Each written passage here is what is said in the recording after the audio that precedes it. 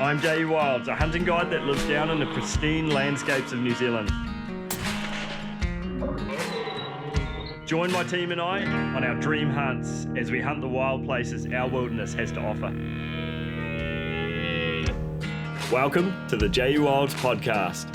Alright guys, on today's podcast we've got some cool topics that we're going to discuss. I've got my brother from Other Mother, Joe Flutie, here with me. He's staying with me and Catherine at the moment. We're going to catch up on some very cool activities that have gone down over the last year, pretty much.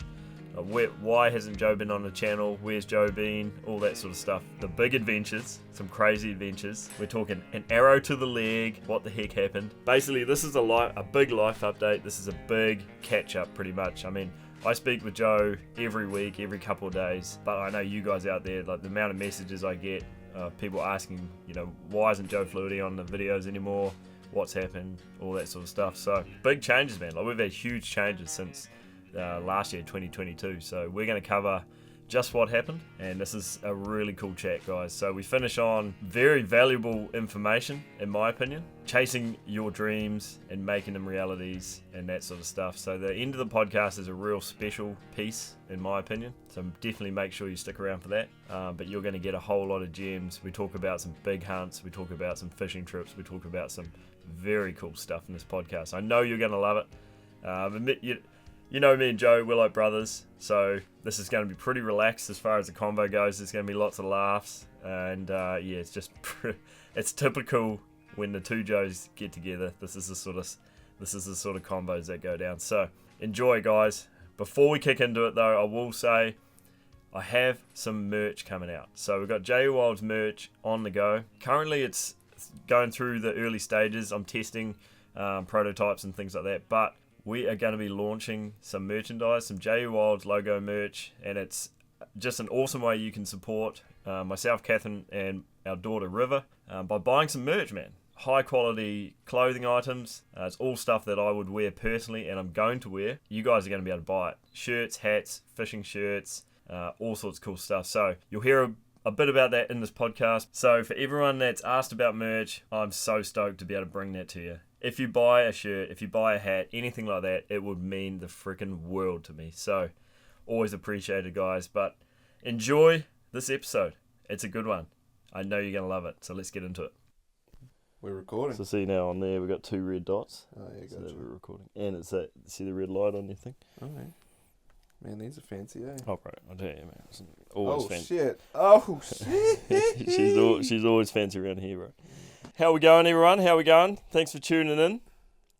We've got a little, this podcast here is sort of like it kind of goes against all the stuff I'd originally thought I was going to do with podcasting, which was actually, I wanted all my podcasts to be like on the missions, but here I am sitting in my office, got the heater going, got a beer in my hand, just relaxing, and guess who is sitting next to me? So guys, Joe Flutie, my brother from my other mother, has come and stayed with me and Catherine, him and Ash, his partner Ash. You've been with me for a couple of days, so me and Joe, we're out there watching a video on YouTube. We're watching a hunting video. It was a Seek 1 video, wasn't it? Yeah. And we were like, man, we should actually do a podcast. We should just go and talk a bit of shit. Spin some yarns. And just see where it goes. So, I know, guys, you're probably thinking, Joe, you always said you were never going to do these sort of podcasts, but what a takeaways to we're doing it. We're doing it. So, welcome to the podcast, Joe Flutie, everybody. Cheers. Big clap, big clap. Cheers. G'day. Say hi, Joe. G'day, guys. Is that all you're going to say? Good to be here, I would suppose. So, what's new in your life, man? Oh, man. Nothing. I've just gone back plumbing. Just hating life. No, where do I start, man? Finally ditched that that handbrake that I was hanging out with. Right. Let's keep it a little bit PC. Yeah. But not too much. Yeah. No, all right, guys. So, let's talk about it from the YouTube channel perspective first. Yeah. So last year, you guys would have seen Joe was with me on all the hunts and all that, and we're doing all the videos, all the hunts together. Amazing times. This year, 2023, is the first year that the hunting industry has basically been in full swing again. Yep. In 3 years, I think it is, something like that. Pretty much 3 years, yeah. So, the guiding, all the outfitting businesses, everything's fired right up. And we've got international tourists coming into New Zealand and hunting. The hunting industry is in full boom. So, never seen a season like it. Just the most intense, massive season that New Zealand's ever seen. And this is guided hunting is what we're talking about, which is ridiculous. So Yep. through the COVID years, there was a backlog of clients that were due to come over and hunt in those years, but they couldn't get here. Yep. Because of the flight restrictions and all that sort of stuff. There was a partial season last year, but that was for vaccinated only. And found out that majority of American hunters were not vaccinated and spat their coffee out when they found out. But that was just the reality of the last few years.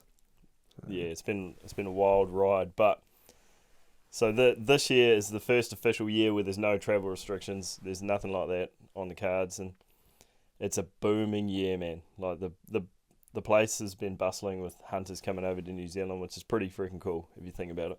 Yeah. So at the end of last year, both Joe and myself were getting many offers from outfitters to come and fill roles that they were in need of, and there were some pretty cool offers, some pretty big offers being thrown on the table. Joe got a really cool offer, so he ended up. Do you want to talk about that at all? Like what? Briefly, just talk about what you got a cool offer. Me and you sat down. We actually had a big chat about it, didn't we? Yeah, we did. Yeah. I think offers that you got to be pretty fortunate to sort of get offered. So I felt in a real cool position, and it was exciting. And with life progressing and Ash and I starting our life together and things like that, I think when you get offered things, it's hard to turn down some situations. So yeah, and I think it semi came natural to me to want to take on a guiding season. I've been in it since I was a wee baby. Grew up in the hunting industry with Dad being an outfitter. But yeah, so got offered a position where I was a cameraman / guide, mostly doing content, but doing the old guided hunt as well. And yeah, Joe and I talked over it, the pros, the cons, just almost every aspect that you can think about, Joe. Yeah. From the positions that we were in at the time, and trying to look into the future as best we could. And I ended up taking the job, and that was for Exclusive Adventures, which is quite a well-known outfit down near Wanaka. Yeah, and it's just been a cranking season. I started late January, and we just finished August. So just like huge season. Everybody's feeling pretty knackered by about now, and yeah, so it was good. Met a lot of awesome people. Yeah, lots of things have come from the season, so it's exciting. Yeah, it's pretty special, really. Yeah, I think last couple of years we've been doing the YouTube hunts, and it's been amazing. It's been our own hunting, and the places we've gone have been really cool. But I mean, we're coming into with this season opening up. There's some big offers on the table. Joe got offered a position that was silly to decline. So it's pretty cool that we're in that position to get that sort of opportunities, man. Yeah, and massive. Yeah, so that a lot of people haven't seen Joe on the videos this year, and that is why, because he's out there rolling around, hunting, guiding, doing some pretty cool hunts, and meeting some amazing people. Still the shit yarns, but just nah. So yeah, I've missed having Joe around for sure on the hunts. But like from my perspective, I definitely didn't want to stop doing what I'm doing on the YouTube front. So it's just like I carried on doing that, obviously, as you guys know. But I missed not because bro, the hunts we've done over the years. Yeah, dude. man. Yeah, It's ridiculous. You know, off camera, you and I were doing all sorts of missions, man. Yeah. And so this is the first hunting season that we haven't done something together, man. I know. It's so foreign for me. And obviously you're feeling it too. It's just like, it's quite sad, but you know, we're always working towards the better, and you know, it's not going to be like this every season, that's for sure. So yeah. Oh, exactly. I think like there were times where I was up there on the hunts, man, and I was just thinking like, it feels weird not having you with me on the hunt. Yeah. Like Yeah, I'd man. see something amazing and I'd be like, normally it's me and you just frothing on it, but it's just like, yeah, I was there all by myself, all alone sitting up there. And I was getting these inReach messages, and I was just like, Yeah. It was a bittersweet season for me. Yeah, but good though for reasons, man. Like you've got a good foundation under you, and the people you met and stuff like that. So you know, it's all good. It's all good. It's just it was just a different year to what we used to, I suppose. Yeah, totally. But yeah, so like anyway, guys. So Joe's finished up his season for the year. I'm currently back at home, up in Northland. And Joe is about to fly over to America, and we'll get into that shortly. But anyway, he's keen to come over, him and Ash, and stay with me and Catherine, because he hasn't even met my daughter yet. Yeah. She's 6 months old now. Yeah, it's ridiculous. So that's just the life we live at the moment. I spent half the pregnancy like living with you guys, and you know, living in each other's back pockets. Yeah. And then I haven't even met Little River until now. So it's a real special trip that was well needed. So it's been awesome. So you've been here a couple of days. We've been just cruising around, just hanging out, just talking over stuff, and just having a good old time. Really, just literally just cruising. Yeah. And just spending some time with my little daughter, which has been cool. Mm-hmm. It's like a little mini vacation, little mini holiday before your next big adventure. But getting to see a different aspect of Joe that I haven't seen. I knew it was always there. What's that? Just the soft, just a big softie. No, just the tender dad looking after his daughter. It's been awesome. It's been a cool few days. That's for sure. I tell you what, it definitely changes you. Yeah. It definitely changes you. Yeah. Like when I go this year, and I think I might have talked about this on a podcast earlier on, so sorry guys if I'm repeating myself, but like when I go on these hunts, man, it's like I'm a couple of days into the hunt, I've been like stoked as frothing to go down on this hunt, and a couple of days in, I'm like missing my daughter.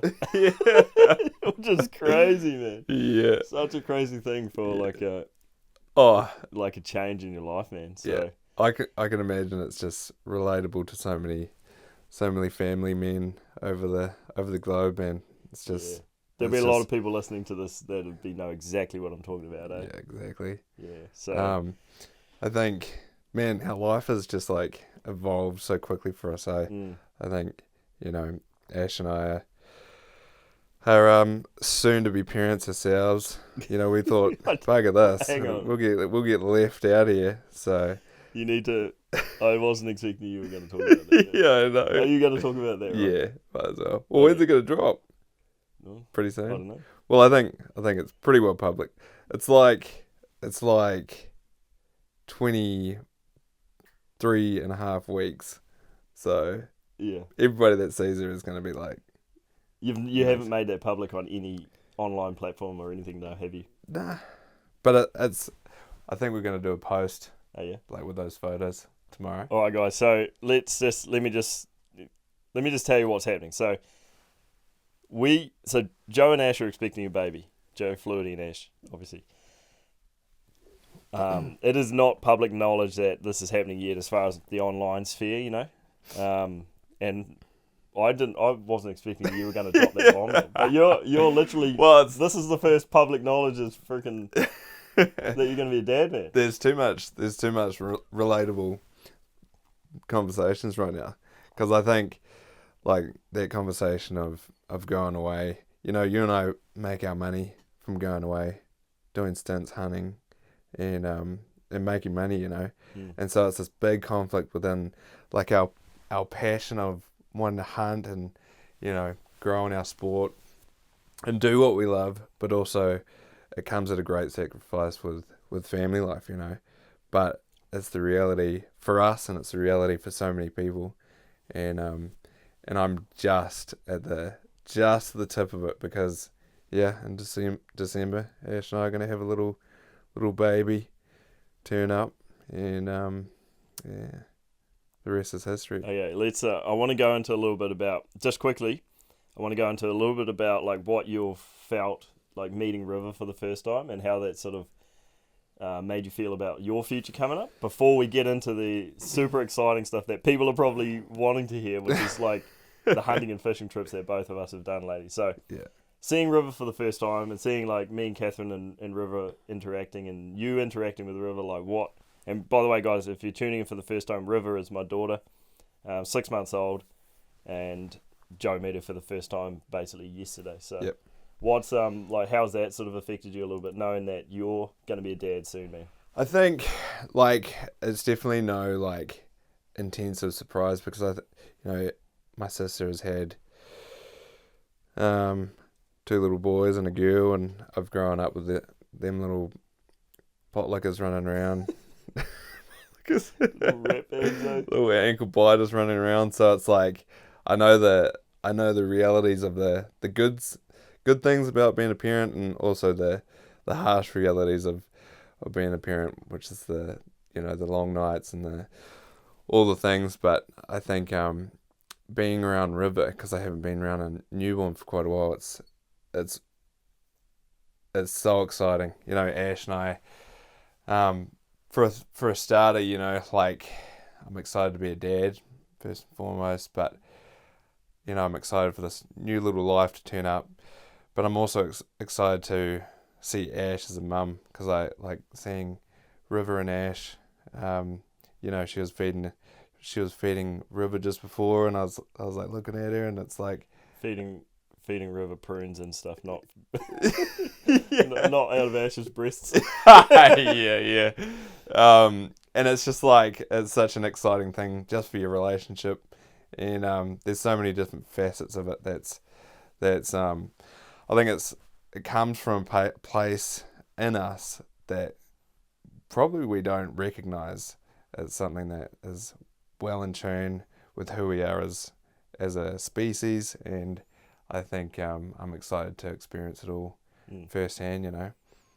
Yeah, man, and raise them in an amazing way. Yeah, in the outdoors, doing what we 100% what we do, which is going to be exciting. But I mean, like that's going to be freaking amazing, man. I think there's so many people that, you know, guys that, especially if you do a lot of hunting by yourself, I think you feel that longing to bring young ones up in that field of work, field of passion, you know. So it's something that naturally comes with our sport, I think. Yeah.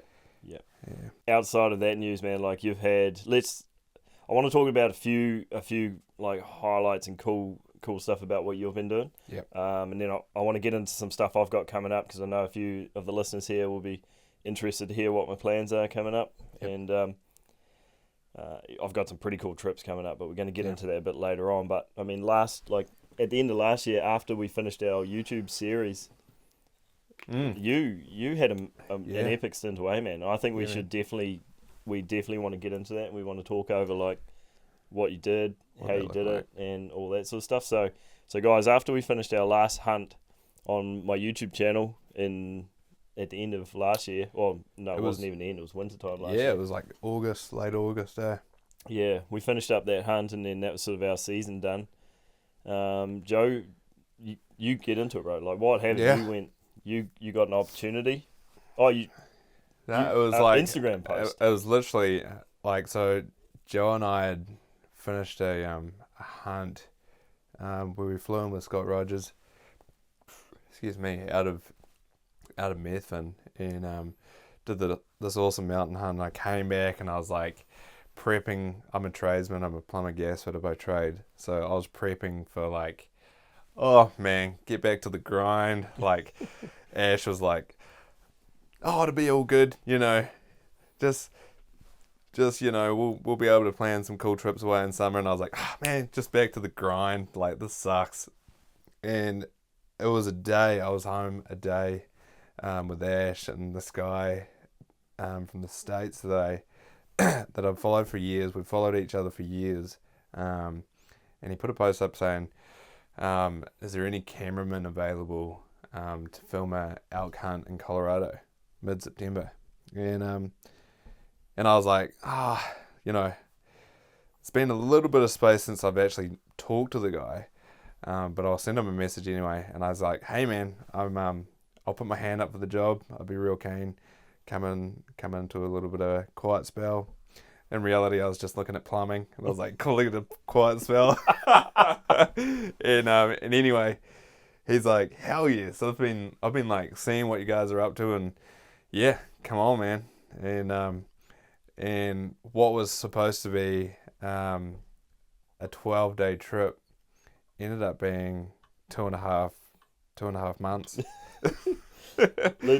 Before you get into that though, like I remember you calling me up, man. Like Catherine and I were on our way north as well, so we'd sort of Joe and Ash. You left earlier after the hunt. And I flew down. I flew down, did the hunt with that's what it was. Yeah. Flew back up. And then Catherine and I drove up a little bit later because we had a few people to catch up with, and you rang me up, man, and you were just excited. Yeah. And you were telling me about like, dude, this is like potentially happening. Yeah. This is what it is. Like I might be going to America, and I was like, when? You're like it was like next week or something. Yeah. Yeah. So originally, like I think we finished that hunt on like the 25th of August with you and I and Methvin, and then I messaged him on the 26th, and he said, September 1st we're actually doing a New Mexico elk hunt. Could you make it for that also? And then he just like started listing off all these hunts. He's like, "Could you do this hunt? Could you do this hunt? Could you do this hunt?" And I'm like, yes. And Ash is behind me like, "Oh shit." Yeah. So anyway, within 5 days, I'd like come home from the South Island, made contact with the guy, and jumped on a plane, and I was headed to the States. And, which is wild, dude. Oh, from it's Instagram story. Yeah. That what opened up after that is just. Yeah. It's crazy. It definitely showed me the power of like an online presence. It's just it's a special thing. It's a unique thing, and to have that offer, in the midst of dream hunting that we've talked about and wanted to experience for a long time, Yep. And to connect with those sorts of people over there, yep. And to make it a reality is awesome. So yeah, exactly, and I think it's so easy to connect with people all over the world, just by being active on social media, and just having a presence out there in the world. So yeah, it's extremely exciting. Yeah. Yeah. So this is crazy. So you flew. Let's talk about. I want to talk about. There's a couple of things that just popped into my mind, man. So I want to talk about. You not looking forward to going plumbing, which is it's a trade. It's a good job, good money, good living, but it's not what you were frothing about. Yeah. I want to talk about that a bit later. I want to talk about like the whole mindset around like a stable job and that, or chasing something that I'm super passionate about. Yep. We'll get into that a bit later, but before we do that, I want to hear about the hunts. I know how they went, but I want the listeners to hear about the hunts, because there's some crazy stuff happened, including a freaking arrow to the leg. There was all sorts of nasty stuff happened, but there was some incredible stories, man. So what, you flew over. How long was the flight over? So I flew to LA, and then from LA into Phoenix, Arizona, because the boys that I was hunting with, they all reside in Arizona. Flew into Phoenix at midnight, walked out of the airport, and it was 40 odd degrees, like late 30s, 40 degrees. Celsius. And it was stinking hot. I was like, oh my gosh, I've just come from knee-high snow down in, out of Methven. And at any rate, shot up to Flagstaff and then straight into this hunt in New Mexico the next day. And that was September 1st, and it was, early rut. The bulls were just starting to show a bit of interest, but they weren't full noise rutting. And so we were trying, different tactics, and it was the second day into the hunt, and we'd seen a couple of bulls moving behind these juniper trees. What sort of terrain are we thinking? Is it like rolling? What in New Zealand? What would you liken it to? Yeah, just to paint a picture of where we are. It's semi like the desert road. Oh yeah. But with juniper trees, North Island, Central North Island. Central North Island, like desert road. There's like canyony areas, but majority of it's like flat bits of canyons. There's a few higher like hilltops that you can glass in from, and but majority of it was like quite flat, really like huge country. I felt the intensity of how large the landscape was, and that was definitely a notable thing that I felt. So big country. We'd seen a few elk and nothing that's worth pulling the trigger on. We had 2 archery elk tags, and so anyway we saw a couple of bulls one evening going behind these juniper trees. We started off from a mile away, started like coming in, cut the distance, setting up into like in these little openings with bush on either side. We were setting up in the bush and doing a few calls, like trying to entice these bulls to come in. And we did a series of those calls, setting up, calling, move a little closer, setting up, calling. And it was probably on our 3rd setup. We were moving across this clearing, and the hunter had his arrow knocked, because at that point it was like we were getting in quite close to these bulls, and we're expecting things to get real quick. So anyway, it's actually a bit of an interesting story, because Chase was in front of us. He's the caller, and he was sort of like leading us a little bit closer, and he was like sort of setting up the whole position, almost in a guide sort of sense. And I was the cameraman, Hunter next to me. And we were moving across semi-fast, but as quiet as we could be, across this opening. And Chase let out this massive fart. And we like looked at each other, like having a little chuckle, like heh. And Jaime, who was the hunter, he like looked at me and he mentioned something to me, and I was like, "Oh, what'd you say, mate?" And we both at that moment stood towards each other. He had his arrow knocked in his bow.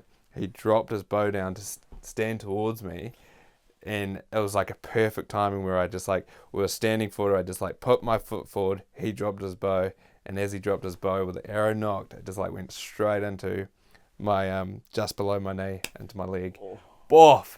And I think we both looked at each other like, "Oh shit, did that just happen?"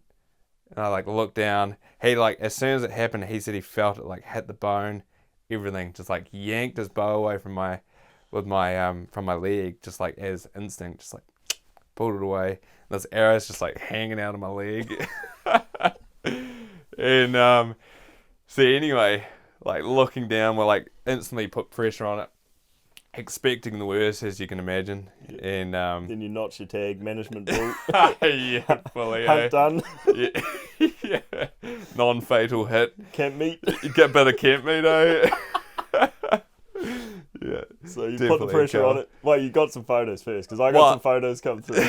Yeah. And guys, it looked pretty bad, man. Yeah.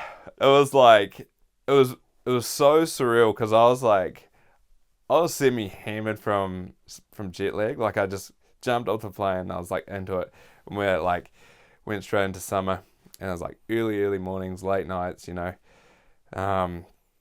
massive first couple of days, and jet lag, and just total almost in a daze, but trying my best, Anyway, looking down, we've got the situation here, like applying pressure on it. And they were like, oh, okay, so we're going to unscrew it. And I was like, no, I think we're just going to have to pull it out. Like, you know, there's so many different things. We're miles away from the truck, miles away from any sort of, facility that would help us. And how deep would we say it would be in right now? Like, are you talking about the arrow? So the broadhead's completely inside your leg. Yeah, so it's probably about at least 1.75 inches. Yeah. I know it at least went 2 inches, over 2 inches into my muscle there. Yeah. So guys, just before Joe carries on, if you look down at your leg, it's your right leg, isn't it? Right leg. Yep. Right below your knee, on the front of your leg, just to the right-hand side. If you just put your hand there and feel your leg there, you can feel there's not a heck of a lot of space in there, No. between the bone. Yeah. So. And it came down on an angle, So when it actually hit, it sort of like hit the bone. I felt it hit the bone and like flicked my leg out. Quite an interesting feeling, but anyway. So we're looking down at it, and we're going to have to pull it out. And as we started to pull it out, the bottom blade, it was a 3-blade fixed broadhead. The bottom blade had flesh and skin over the back of the blade, and so they were like, all right, we're going to pull, and I was like, yep, okay. And he like starts to pull, and it's just like pulling skin from right down my calf and underneath my foot. I could feel it, like everything going tingly and numb, and just like, oh, it was horrible. Anyway, I was just like, we're gonna have to give it a break, but like, let's just get a couple of quick photos. And as I said that, they just like looked at me like, this prick's mad, This guy's an absolute nutcase. Like, who have we brought on the hunt? And I was like, no, let's get a couple of photos. And they like chuckled away, and so quickly got a quick snap of it. And they just thought it was the funniest thing. And anyway, so as we were taking the photos, they let go of the arrow, and as they let go of the end of the back end of the arrow, it actually like flicked around, recut its way out, just like flicked out. And it was a massive relief. Like, put my hand on it, like slowly release the pressure, and there was just like not even a real seep, just a seep of blood, not a squirt, not nothing. And so we banded it up and started the walk out. And to be fair, like, I've been around cutting up animals and been around blood, and to many people, butchering animals is quite a gruesome thing, but I've been a part of that my whole life, so it's nothing new. And I've seen people where people cut their hands with a knife, and I've seen people stab their leg with a knife and stuff like that. But when it comes to me, like, I fake when I get a blood test, For you, yeah. For me, I'm just like, I'm out cold when it comes to like seeing blood coming out of my person, So it's like there's blood seeping down. I'm all good with it, and I stand up, and there's just like a rush of just like dizziness that hits me, and I'm just like back on the ground again. I'm like, guys, just don't look at me for a little bit. Just like put shit away in your pack, and I'll just be ready in a second. And I get back up again, and I'm just like white in the face, and I'm just about to spew, and I'm like, it's not even that bad, Joe. I'm like pep talking myself, and I'm like, It's not even that bad. And anyway, I like sit back down again, and Chase was just like, man, have some water, just like scull some water. And that's what I did. Just like, I probably sculled like half a litre of water, just like sitting there. And then I was good to go. Like, walked that 1.5 miles back out to the truck, and straight back out to this real dodgy, like, New Mexico small town medical center, like real dodgy. We drove in there at like nearly midnight, and there was these drugged out zombie people. Like, I'm not even shitting you. Like, there was like these drugged out people just like stumbling on the road as we're driving in, and I was like, these guys are going to take my leg off. That's how it's going to end up. That's how I'm going to end up this like welcome to America, old boy. Yep, pretty much. So, but anyway, got it all cleaned up, got it all stitched up, and we're back to the hunt the next day. So Yeah. Yeah. You literally Yeah. started hunting again next day, eh? Mm-hmm. So that's like one heck of an intro into like hunting with the boys. Yep, yeah. Just showed how epic they are. It was an awesome group of dudes. It Yeah. was, it So was who, so funny. tell the listeners who the guys are. Like you've you said you were, like we've watched their videos. So you've got a YouTube channel Yep. as well. You Yep. want to tell the guys who they're? Yeah, so these guys are called the Mountain Project. They've been a part of the hunting industry for a long time. Sort of a channel that most commonly had been around and had been seen by a lot of people. And they're just sort of the OGs in the industry. They do a lot of Mexican hunting, but a lot of elk hunting. Just an awesome group of people. Involved with a lot of different sponsors like Stone Glacier and a bunch of different people, and just an awesome group. And I was incredibly blessed to be a part of what they were up to. Yeah, you sound like you fitted in really well with the guys, eh? Yeah, they've made it real welcome. Like, it's just been an incredible ride cruising in with those guys, and I was able to travel the states. So where'd you go crazy places after the New Mexico hunt? What was the next hunt? New Mexico hunt, just unfortunately after that incident, and like we tried our best, hunted really hard for the rest of that week, and didn't pull a bull from those units. We had 2 units. A single unit, but it was split. There was another unit right there, but anyway, didn't pull a bull from that unit, and so straight from that unit. Came back home, and I went to an Arizona hunt where there was a lot of bugling bulls, and I got to experience the tail end of someone's hunt there, and he killed a bull with a crossbow, and that was pretty awesome. That was a unit that is highly coveted, and the sort of unit that had, probably about 15 bulls bugling in a probably like 200 acre area, but the unit's huge, but just in that condensed area, like there's heaps of bulls, so you can be extremely picky. Worse, like the guy is just like a super passionate bow hunter, but he's had shoulder surgeries and bits and pieces, and he had to shoot with a crossbow, which was quite challenging. But yeah, pulled out a really good bull. After that Arizona hunt, went straight down into Mexico and hunted coos deer, which is another real exciting hunt, where we hunted them in velvet, which is not a common thing. Tell the listeners what a coos deer is, because a lot of guys, especially the New Zealand and Australian audience, may not know what a coos deer is. A coos deer is a really small whitetail buck, just a very small, petite little animal, and it's sort of like you hunt coos deer for the experience, the places that they're at, and they're a really cool trophy. But yeah, they're a whitetail, and they're most commonly found down in Arizona and in Mexico. So I was able to travel down from Arizona into Mexico, and then hunted them for a week. What was Mexico like as far as travelling in there to go for the hunt? Like, was it a bit of an eye opener? It was a massive eye opener. Yeah. It was awesome. It was my mum hated that I was going. Oh, Brenda. Oh, mum.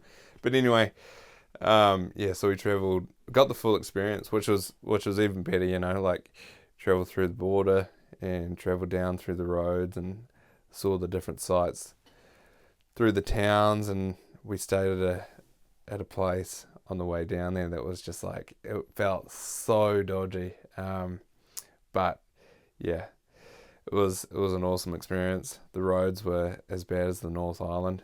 The roads are heinous. It was just a fascinating experience. So hunting on the block, that the land that they were hunting on, was it was stinking hot and high humidity. So like we were jumping out of the utes and hunting at 6 o'clock in the morning, but it was like 100% humidity, just like something ridiculous, and I was just like, we were all just suffering that hunt. But desert country, like rolling hills, but desert cactuses. Yep, yeah, heaps of spiders, heaps of rattlesnakes. You found some tarantulas, didn't you? Yep. Found some spiders, and all sorts of funny colours. Like these spiders that just all sorts of critters. I would have been in my element, man. Yeah, man. It was like I would have been like, leave the deer alone. I'm looking for snakes and spiders. It was definitely like that. It was like we were on the missions doing the hunting, and there was like we were walking past rattlesnakes, and I just wanted to like, I don't know, poke it with a stick or something stupid. The classic Kiwi. Yeah. Heaps of spiders and so yeah, it was a stinking hot hunt. It was physically quite a hard hunt. How'd you go? Did you get something? Yeah. So I'm talking like I don't know the outcome, but I've got to like try and keep the storyline going there. So yeah, so did you get anything?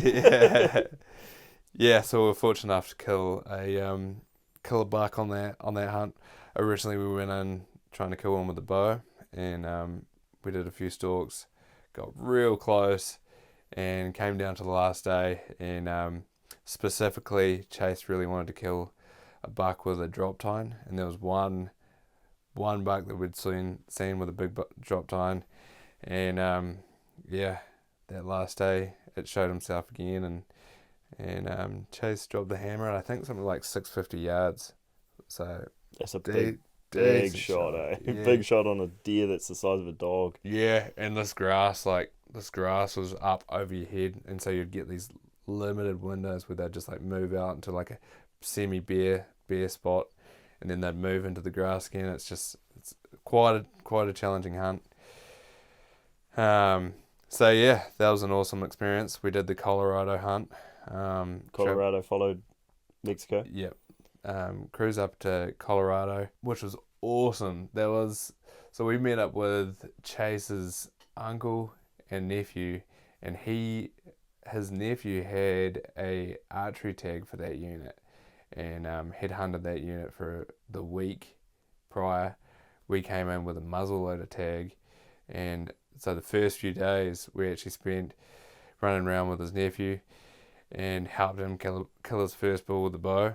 And that was awesome, just like the proper rutting that you dream of, like calling in bulls and doing the plays on them.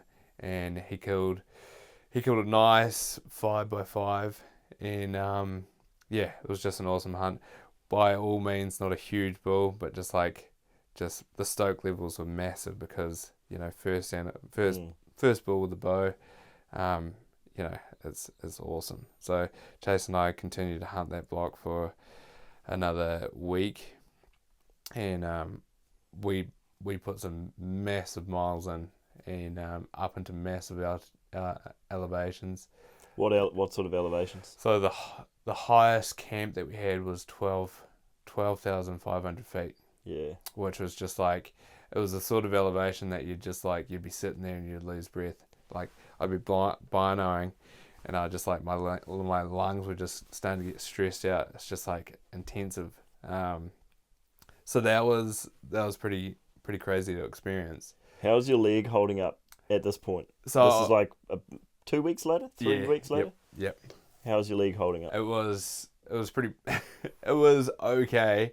It's cut a lot of that muscle, so it was really irritated, and I was on these antibiotics for it, and those antibiotics were nasty. Like I actually, halfway through that Colorado hunt, I had come to the end of the period of time that I needed to take those antibiotics, and as soon as I cut those antibiotics, like I felt 100 times better.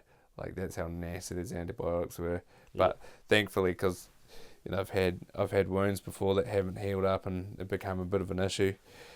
So that was the last thing that I wanted to face, and so it had come right. It was definitely going through the paces. There was a lot of muscle that had been cut, and but the main thing was it was clean and it had healed nicely. Yeah. But yeah, I was definitely putting it through the paces. Yeah. Was it still? So it wasn't.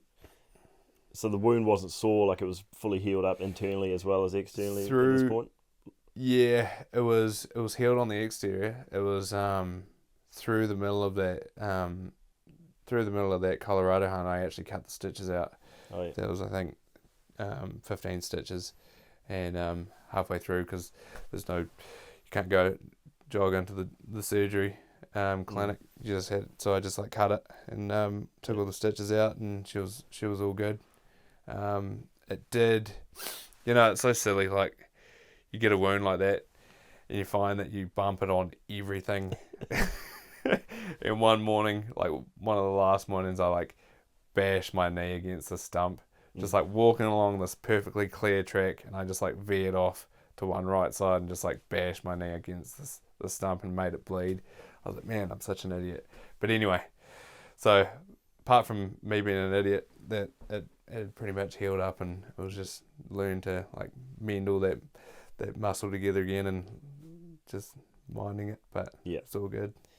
So you're in Colorado, the hunting. So you and Chase are now full doing swing. another week, is it? Yeah, full swing in the muzzleloader hunt. Another hunt where there was a lot of close calls. We saw quite a few really nice bulls.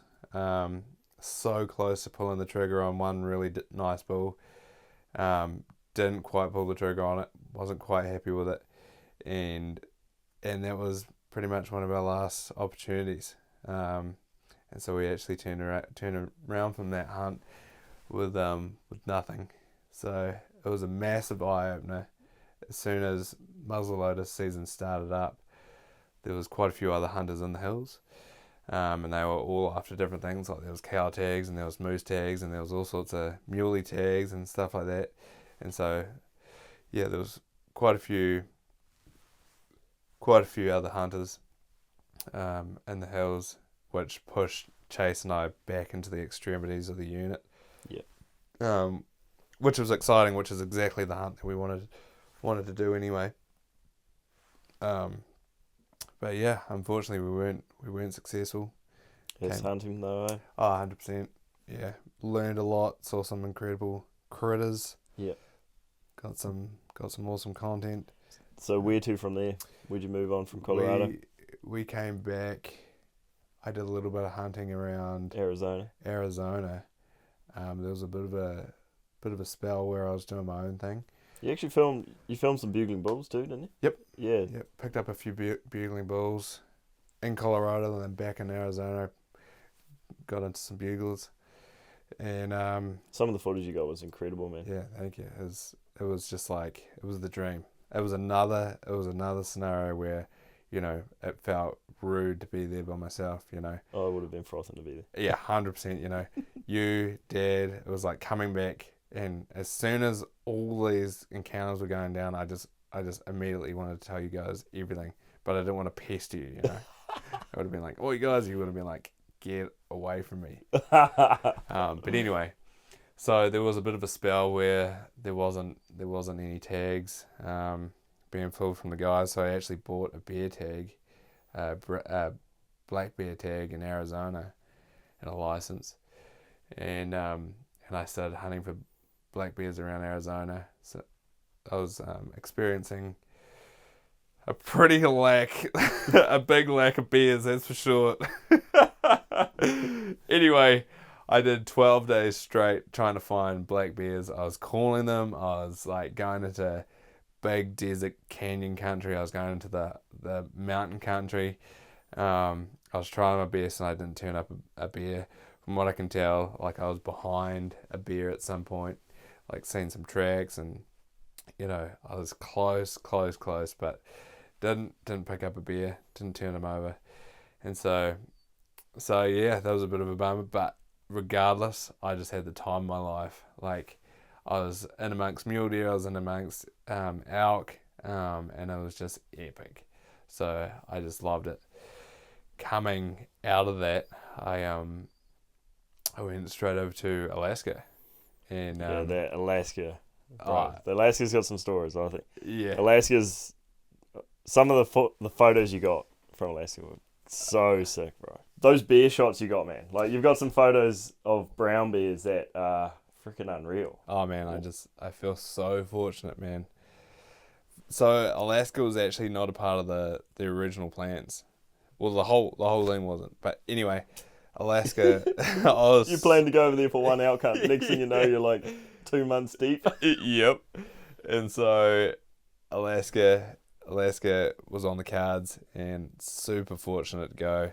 We had 2 brown bear tags on a Fog Neck Island, which is an island right next to Kodiak. It's so close that bears swim from island to island. So, you know, in amongst those, the biggest bears in the world, biggest brown bears in the world, I should say. And so I was just like, massive froth levels, just like cloud nine, just couldn't believe my luck. Heading into Alaska, the whole journey, flying from Arizona up past, you know, all the mountains, you know, seeing Denali in the distance, a mountain that is commonly heard, commonly photographed, and just like, it was just, everything about it was epic. And so drop into Kodiak,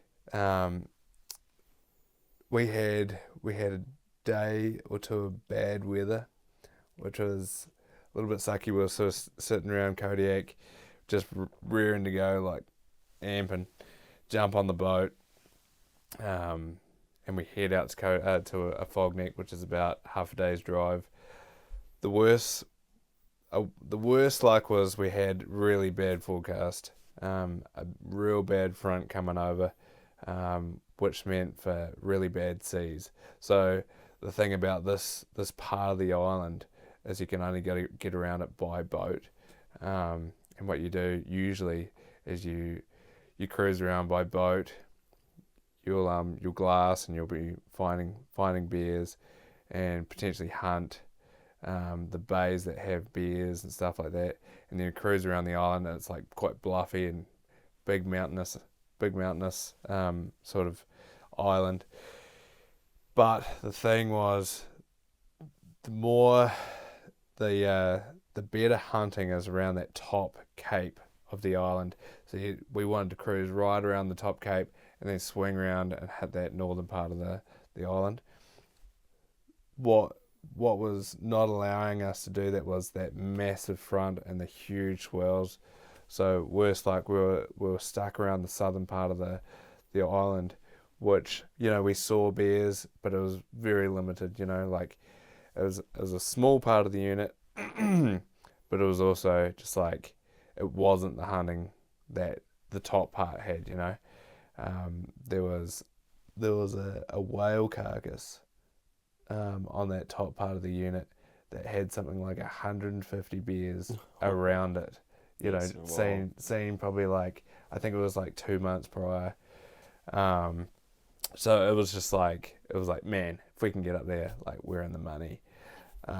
So you're on the southern coast of this island, but you're basing out of a boat. Yep. And are you glassing from the boat? You're cruising into the bays? Are you actually getting onto the land? Like, yes. Explain to the listeners the style of hunting that you guys are doing on a Fog Neck.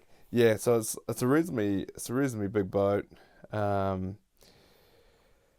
like living on this boat, cruising around these like sheltered bays, glassing, doing a lot of glassing, now it's pretty much our style of hunting for that first part. There was a small window of weather where we're like, man, we might be able to get up and around there, around that top cape. We make a dash for it pretty much. We're just like, we'll hammer it, see what we can do, like make our way up around this point, up towards this point. And as we're heading towards this point, we're starting to see more and more bears. We saw 15 bears in, I think, 2 hours, that journey north. And unfortunately, they were young. They had carbs and different things like that. As soon as we started getting up towards that point, just like the swell just like turned and just like started hammering us again. So we just like tail between our legs, just started hammering it back. And as we were hammering it back, a plumbing fitting went, and we didn't notice till the next day. But a plumbing fitting went, and all our fresh water went out into underneath the boat. And so this was a problem. We're like, oh man, what are we gonna do? So there was actually, as we were cruising out there, we actually saw a fishery on the unit, and what do you mean, like a fishery, like a warden, or like a like a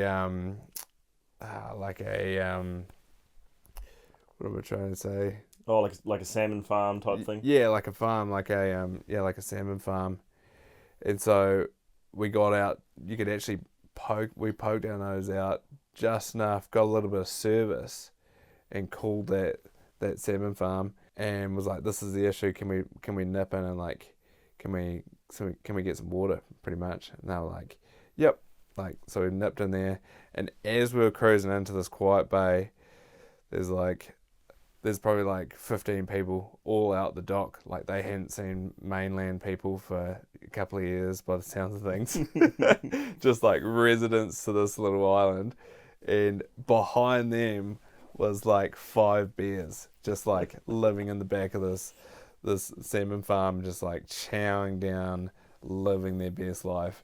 And like, so we were cruising in, we started docking up, and all these people were like, "Oh, g'day!" And I was like there with my camera. I was just like, "Yeah, g'day, see you later, bye." And I just like ran through the crowd, and like there's just like these bears out the back of this salmon farm, and I'm just like straight into it. Like there was a couple of cubs and like one big old nasty sow cruising around, and there was a run that goes down to the river, drops around, and I was just like sitting on the other side of the run, and these bears were just like cruising around in front of me. Like at some points they were like just like less than 10 yards, just like cruising by, just these huge mammoth creatures.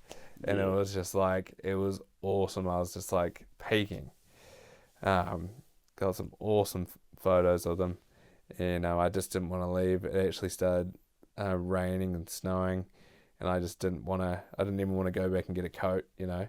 I was just like sitting there, just like soaking up being around these critters. We were there for probably about 2.5 hours, and I just filled up memory cards full of content.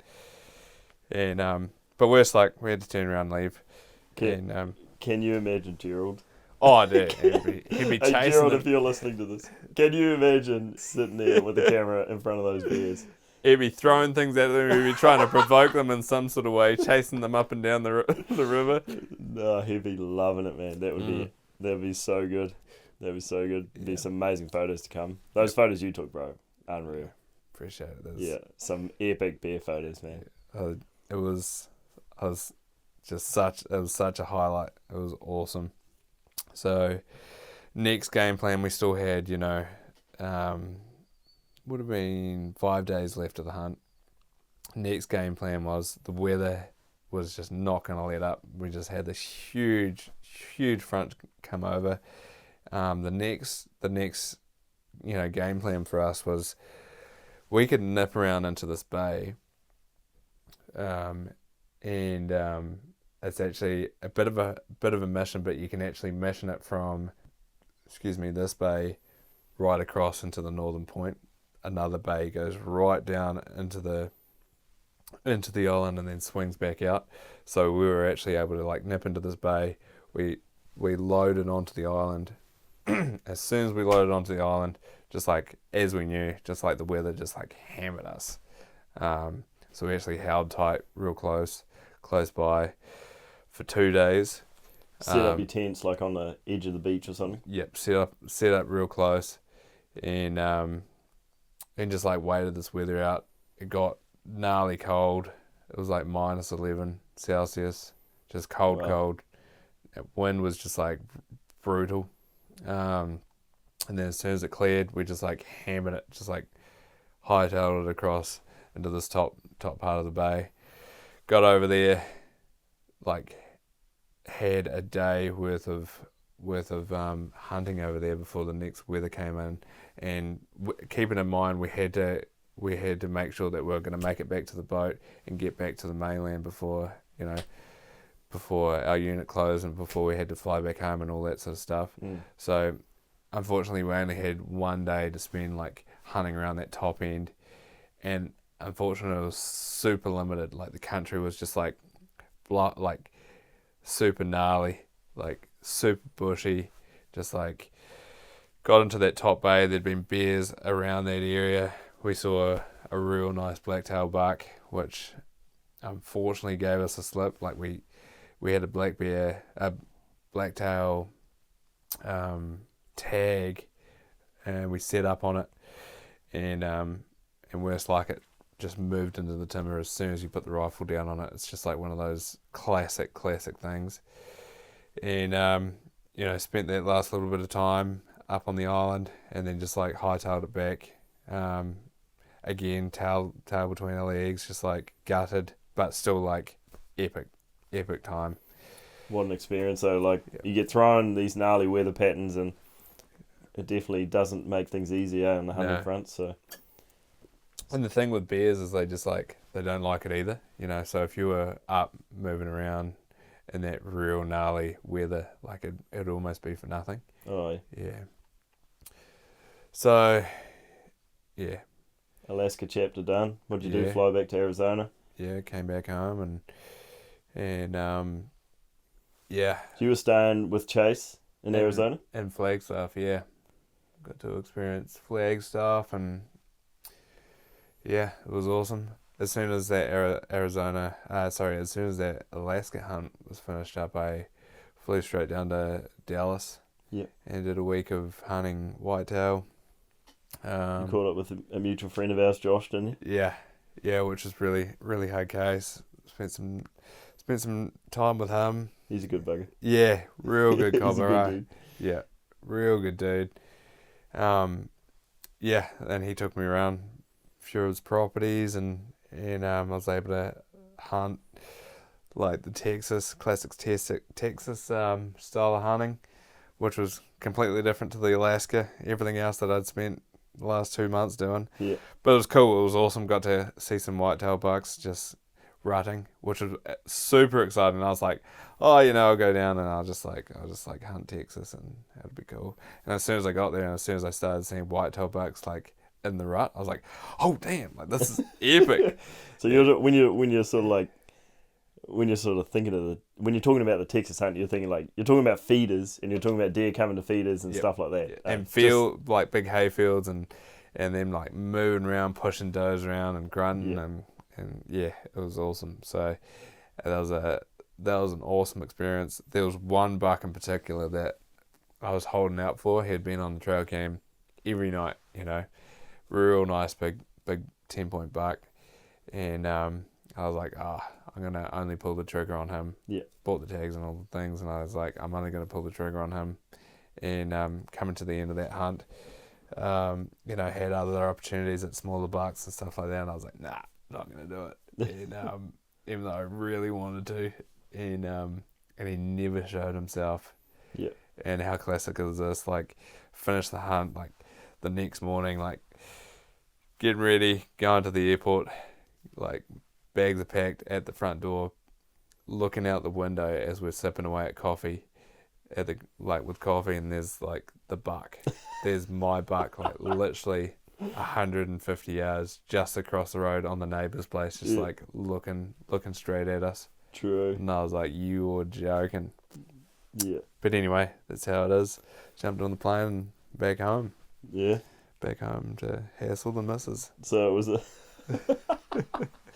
it was a good quick trip over to America to do an elk hunt, which turned out to be the most amazing thing, man. Yeah, it was. So have you got, before we carry onto the next thing, but have you got anything in mind that you learned from it, like takeaway that you sort of value now? Like anything that pops to mind that you learnt on this? Chase and Jay at the Mountain Project, they're also cameramen, and so they've worked with brands forever. Like, they've worked with Cameron Haynes and people like that in the industry, and so they had a lot of extra things for me to learn. And I think it's like plumbing. Like, you learn the fundamentals of plumbing with the person that you do your trade with, you do your time with, but like, you learn so much more from like going around and working for other people.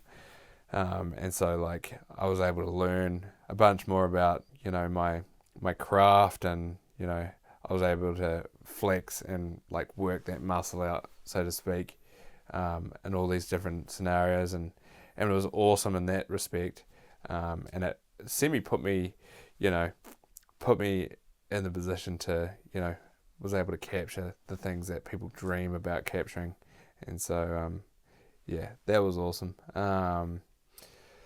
Traveling by yourself, not that I'm too far into it, but, you know, that's a long stint away from people that, you know, family you grew up with, all that sort of stuff. You're always going to learn. I think it's just the most beneficial thing that anybody can do, is to do a stint of traveling by themselves, or, you know, anything of that sort of kind of nature. It's just like, it's awesome. I learned a lot about myself, and interesting situations like flights being detoured, and, you know, spending nights in places where I wasn't even supposed to be because of weather, and airport just stuff ups, you know. So yeah, it makes you a better person. Yeah. So you came back home. As far as like wise advice, I don't know if I learned too much. Slow learning in that respect.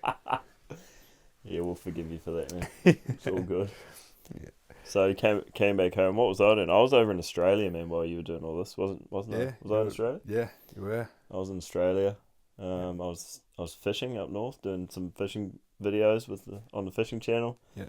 I was spending, like, outside of that, I was spending some real good quality time with Catherine's family, which they live over there, South Australia, and I was looking for snakes, man, every freaking day. Snakes, and I made a TikTok channel all about the crazy stuff I found, all the venomous things. The exact thing that I wanted to be doing. Yeah. Like, but yeah. So you were over there doing that. I'm in Australia. I'm looking for snakes and nasty things and just having a great time. That's when I proposed to Catherine too. That's while right. I was over there that time period. Yeah. It was pretty exciting. Yeah, it's special, eh? And then summer. I think it was like, we got back from Australia in November, sometime around November, I believe. Yeah. And one of the first trips I did fishing wise for the season was, you actually came up, remember? Yeah. And we did that trip to a top secret location Yeah. that 1,000 million people have asked me where that location is, but Totally. I'm not going to mention. Yeah, Town Base in Whangarei. Yeah. But anyway, so we did that trip, man, and that was filming for the Passion Project, which guys listening to this, if you've listened, a good friend of mine, Dwayne Sweeney, Real Tales with Sweens, is his podcast channel. He's a legendary rugby player. But you need to go and have a listen to his podcast if you're looking for some cool content. Sweens and I sat down and we did a real good talk recently.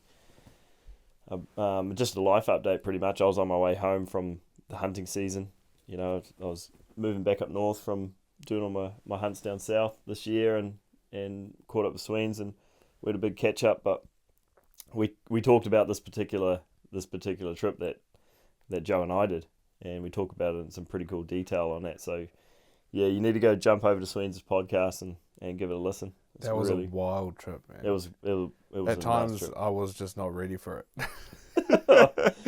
But you'll have to listen to it on that podcast, because it's just like a whole nother conversation. Might as well give Sweens a good plug, man. Sweens, if you're listening to this, bro, you're a good bugger. You're a good mate of mine. And everyone else, you should jump over to Real Tales with Sweens and check out his content over there. He interviews some pretty cool people, and I've been fortunate enough to do a couple of podcasts with Sweens now. But yeah, the most recent one is a real cool chat, real worth a listen. So go and jump over and have a listen to that, and you can hear about this first fishing trip. So yeah, we did the trip, Joe. It was a pretty cool trip, but yeah, that was the start of a pretty epic season for me for the summer. Sure, that was a good kickoff trip. Eh? We did like 5 or 6 days, was it? Yep. On that trip. Yep. And then some big fish. Yeah, some amazing action. Some crazy action though. Yeah. Like not seeing action, like there was some awesome stuff on that trip. There was some pretty cool stuff. We got some cool footage that I have not released to the public yet, which we're saving for a particular thing. Yeah. So that's pretty cool. And then I think we went home. You cruised back down to Napier. Yep. You got back into plumbing then, didn't you? At that point, a little bit of plumbing. Yeah, did actually. Back to that bloody grind. But it made, like, I remember the convos with me and you would have regular convos and just the stuff we'd talk about while you're sitting there plumbing. You're just like, your mind wasn't there, man, and you were just wanting to move out. Complete disconnect. Yeah, but you had some cool opportunities coming up because you'd recently just signed up with that the cool deal down south for this hunting season for this year. Yep. That was sort of, you're approaching that. So the summer for you was a bit of a cruise time, bit of plumbing, family time. It wasn't. I was plumbing, but I wasn't like, I wasn't full time with him. So I was a bit of a cruise summer. I was still able to come up and do a few missions. Yeah. It wasn't like a full time. Hammering it out. Yeah, exactly. But it was awesome. So we saw the summer out.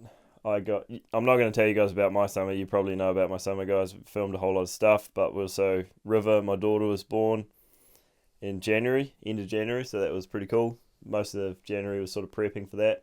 Fast forward, and I started my hunting season this year, which, you guys, the podcast that you've heard prior to this one on my podcast channel here, I was talking about the hunts from this year. So I started these hunts. So end of March, I did my first stag hunt stint, and I was down there for a month and a half or so, doing a few trips, couple of trips, and that was cool. Came home. Another, like, that first trip that you did this year was another gut-wrenching hunt, because it's like a special hunt, a special place for us. Yeah. Oh, yeah. In particular. So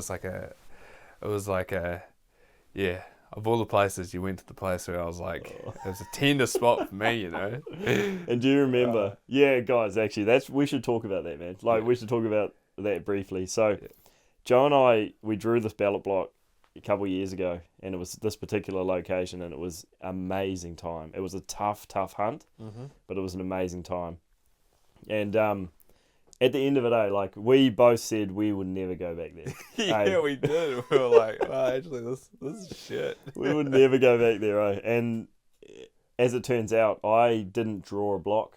I didn't draw a ballot block. So I'm like, the peak of the rut, I'm thinking, I want to hunt the West Coast, but I need a block. It's all balloted systems, guys, over there. So you need to draw a block to be able to hunt these areas. And I was unlucky enough, I didn't draw one. So I had no block to hunt for the West Coast Raw. So what I did is this is like inside knowledge right now. I may as well tell the guys, because this is literally what I did. So I got my calendar on my phone. Every hour I set a reminder to send me a notification to check the Department of Conservation website and see if any blocks had been turned in. So when you get drawn a block and you no longer can hunt that time period, something might have happened, you might not be able to get the time off work or whatever it might be. The best thing to do, and a lot of people don't do it, but a lot of people do it as well, and you actually return that block. So you email back the Department of Conservation and you say, I'm in no longer need of this block. You can, put it back out there for someone to make use of. So every now and again, blocks get turned in.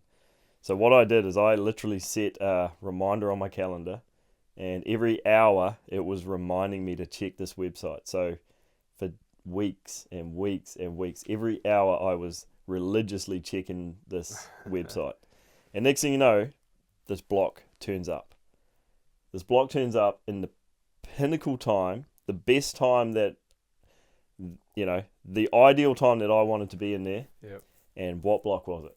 It was the block that we never were going to go back to. It was block. It was block. Yeah. So anyway, instantly I was like, boom, I'm going. I know I said I was never going, but this is a sign. I've got to go. Yeah. And I just instantly signed up. I paid the fee. I booked it.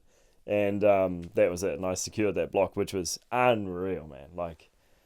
Anyway, I didn't tell you for a while. I kept it quite secret where I was going, because I knew that you'd be a little bit gutted about it, man. Oh, man. I was like, he's going to the place. He's going to the place that we said we'd never go to. But yeah, I can know damn well that me and you to go in there, I definitely would have said yes. But with the happenings, it was just you went in by yourself, and that was all good. So. But it proved to be Awesome. the hunt of my life. As I was hunting, through that block, and you guys have heard the story. I've done like 4 podcasts about this hunt. So if you haven't heard it, you need to go back and check it out. But the hunt of my life, man, and it was the exact hunt that we wanted. Exactly. When we went in there. Exactly. It was all the action that we wanted, and unfortunately, we just had a suck week. Yeah. We sucked the cameras on that week, but yeah. But the whole time going through that week, I was like, I wish Joe was here to see that. Yeah. Man, if only Joe was here to see that. If only Joe was here to see that. Joe would have shot that. Yeah, I did think that too. Yeah. So, guys, Joe quite often likes to shoot stuff. And I often have to rein him in. Like, if we're trying to film an episode and shooting a particular type of animal, and there's something that's pretty decent in front of us, but not what we're after, Joe's like, no, I'm shooting it. If you don't shoot it, I'm shooting it. And I'm like, dude, we got to stick to the plan, man. Yeah. You don't know. It comes from a long line of fluidies. They're exactly the same as I am. So that guys on the channel, that video, the first episode of this trip, I get that quite nice stag coming, and there's some cool footage of him roaring. A young stag, but quite a nice stag. And 100% Joe would have shot that. Yep. So yeah, that was pretty funny. But anyway, it definitely would have been a hard task. You would have shot it. There. You definitely would have shot that. That 7 mil would have been hot. But anyway, so now that was that. Yeah, it was different, man. It was different not being in there with you, because it's a challenging hunt, especially do by yourself, and physically, yeah, a real demanding hunt. Like doing all the things I did in there were basically what we did. So everywhere I went, I was getting reminded of the last time we were there. Yeah. It was a cool experience. I love that I was in there by myself, but on the other side of it, I was like, man, the stories that we would have been yarning for years to come 100%. about it if we were there together. Yeah. And I think that's just the nature of it, man. Like all the hunts we've done over the years together. Totally. Like there might not be that many more, man, because you're friggin' busy. I'm busy. Yeah. So. There better be a whole bunch more. There will, but it's not going to be the same, eh? Nah. You got to admit. No, it won't be. Won't be the free and easy. Couple Joes running around, that's for sure. Yeah, I did that hunt. I did another couple hunts, and I came back up home for a bit. And then I had Pedro coming over. So Pedro, I picked him up in Queenstown. Did a big stint with him. Did a big stint with Jack Russell. So I don't know if the videos have been released yet by the time this podcast comes out, but there'll be 3 episodes of a hunt Pedro and I did, Pedro and Puero. There's even podcasts that we did together as well, so hopefully they're on the channel already. If they're not, they won't be far away. I don't know if this podcast is going to jump the gun and get them before all these other ones. It's kind of special to have Joe here. But anyway, and then Jack Russell did a big hunt with Jack, which was amazing. And we did a podcast together as well. So there's that podcast to come out too if you haven't heard that one already. So that's kind of been my season. My hunting season for the YouTube channel has been pretty good. I've had a real good time. The channel's been going really, really good.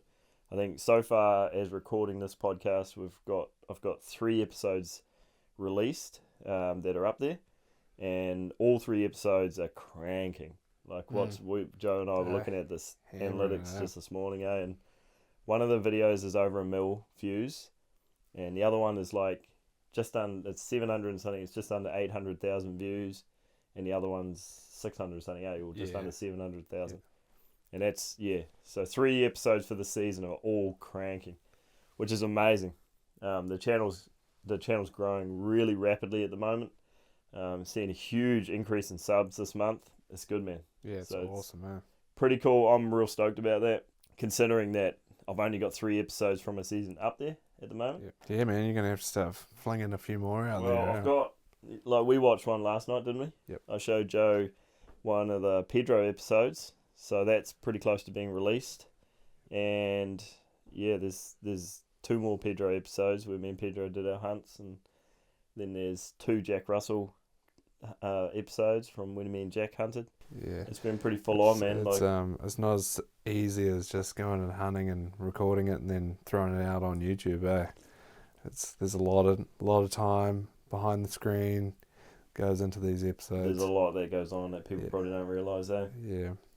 So, yeah, I think like there's heaps of things I want to cover, man. But like, this isn't going to be the last podcast we do together. But right. I think so. Future plans. I've got a couple more hunts to film coming up, but you guys, I won't mention too much about them here because there'll be full podcasts about them coming up. But we've got there was something important I was just going to say, but it's literally just slipped my mind. You're flying out tomorrow. Yeah. We should talk about that. Yep. So Joe is flying over to the USA tomorrow. Joe's flying over the USA at 5 p.m. tomorrow, 8 p.m. tomorrow night. Yeah, so actually it's flying to the Yukon. So I'm flying into Canada. Going into Vancouver. This time I've got a couple of days of buffer. I wanted to get a little bit of gear and bits and pieces organised beforehand, and then I fly up into a place called Whitehorse, which is up in the Yukon, and then I start working as a cameraman, content creator for an outfitter up in the Yukon called for the family called Lancasters, NWT Outfitters, and they own 3 different outfits. They do sheep, moose, caribou, goats, bears, the whole dang lot. They've got fishing outfits also. So I'm just absolutely pumped about it. I was fortunate enough to hunt with the owner of the outfit back in March, and hunted with him and his family for the whole week. And an incredible dude. The one thing that, you know, as a Kiwi going and working overseas, the big nerve-wracking thing is like, what are the people going to be like? Like, what are the characters like? And I know that, you know, the guy that I'm going over there is going to be an awesome dude because I've been with him for the week and, you know, seen how he operates, and we've had all sorts of conversations. So that's a huge, huge benefit to this situation right here. I'm extremely excited. I'll go straight into sheep hunting specifically. Stone sheep? Dole sheep. Oh, yeah. Dole sheep with him. And caribou. And then later on, end of September, they start getting cruising back down into the BC and getting ready for moose hunting. But yeah, so super excited to start glassing up some sheep and seeing some sheep up close. That's like another just dream facet of our hunting dreams, you know. So yeah, I'm super excited about that. And then after that, cruise back down to the States and catch up with the Mountain Project boys and start doing some missions with them. And then I better rattle my dags and get back to Aussie and then home. And the schedule's pretty full this season. Eh? So how long in total roughly you reckon you'll be overseas? I think it was about 2.5 months. Yeah. Just enough time before Ash starts selling off all my stuff. Pretty much. That's gone next week. Yep. Yeah. She'll be like, this guy is a joker. Just get it out free. Yeah. Just get it out of here. All my rifles gone. Yeah. Yeah. Lucky I'm taking all my camera gear, so. Yeah. No, that's cool, man. So that's another amazing opportunity, and that's something that sort of arose from this season guiding, isn't it? Yeah, it is. It's, I think of things that I've learned that is important is just like that networking factor that you are able to grow throughout, you know, meeting people. However, it's just like it all links together, and you're able to do and experience so many cool things. Yeah. And so this link through to Canada from this guiding season this year has just been a massive benefit, and I'm super excited to embark on it. Just can't wait. Yeah, sheep hunting. Couple of months and that'll finish up your hunting season for the year pretty much nicely, wouldn't it? Yeah, pretty much. So you'll get back. You're coming back at the end of October. Yep. We've got my wedding. Yeah. In November. Yeah. I was Australia. thinking, maybe I could slip another hunt, just not go. Nah. Yeah, I honestly, if you did that, I'd still be off the Christmas card list. Let's be honest. I'd still be your chum because I'd be like, man, you know. Nah, definitely can't. I better be careful what I say. Edge away. Nah. So yeah, coming straight back to Adelaide, do the wedding. Yeah. And then Ash is just going to be violently pregnant. Yeah. You know, we'll spend that last bit of November, you know, doing those. Prepping. Yeah. Getting ready to be big dad. Yeah. Big dad time. Yeah. I've already got a lot of jokes lined up, the dad jokes. Yeah, well, you've got them from Gerald. Yeah, fully. Your dad. I've got the dad bod at the moment, but I don't know if it's going to hang on over sheep hunting. Oh. Yeah, I think it's going to strip back. After the sheep hunting though, man. Yeah. You're either going to come back like ripped, shredded, or you're going to come back like fat.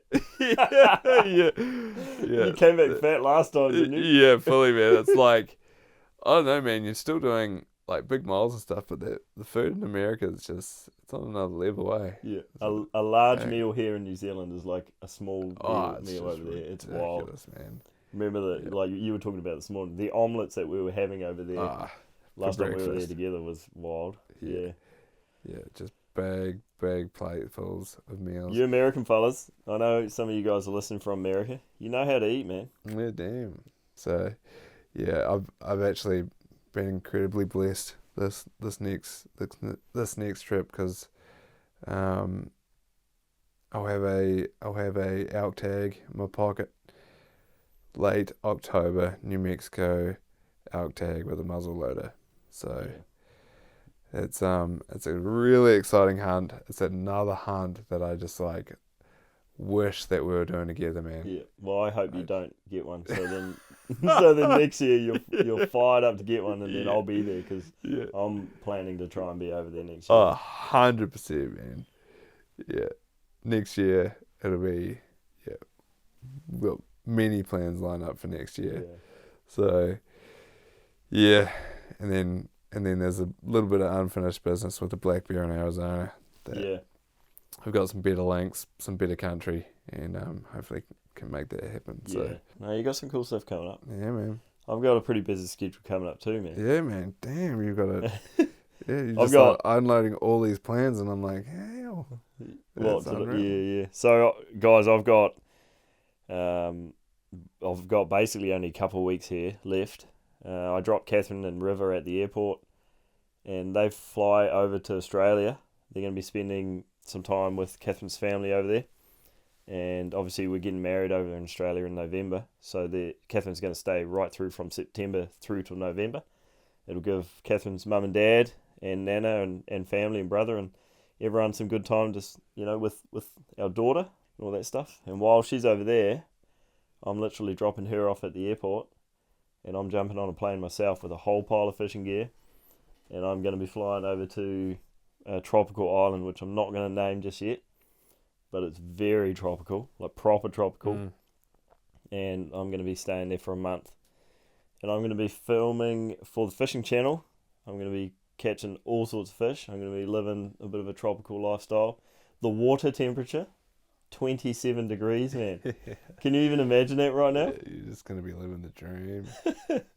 So, yeah, that's going to be cool, man. That's going to be a real eye-opener because, I've been in the mountains quite a bit lately, and I'm looking forward to some nice warm. Yeah, man, it's just gonna be the dream. Yeah, so that's my plan, guys. I'm gonna be heading over to this little island, and you will hear about it. I'm just gonna keep it a little bit secret right now, but you'll hear about it because I'll be doing podcasts. There'll be a heap of videos about it, and it's a special looking place. So that's my plan. I'll be a month over there from September, basically the whole September, and then I come back home after that, and I'm home for a couple of weeks in October, and I'm hoping to do some fishing stuff over here for our early season kingfish stuff, big snapper and all that sort of stuff. I've also got hunts I'm editing on the go, so there'll be videos going out, there'll be podcasts, on both my channels, or both the hunting and the fishing channel and the podcast.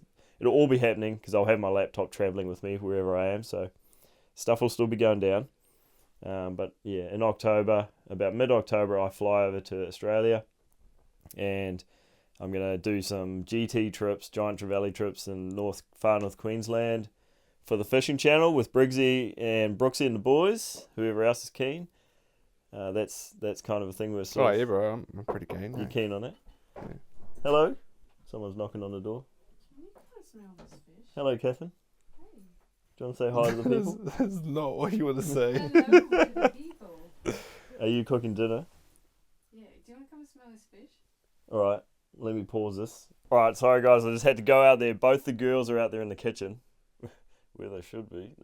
I better cut that out. They're actually cooking up some fish, some harpooker. So for you overseas guys, it's a type of groper or grouper, depending which part of the world you are. And yeah, Catherine said it smelled very fishy. It smells fine.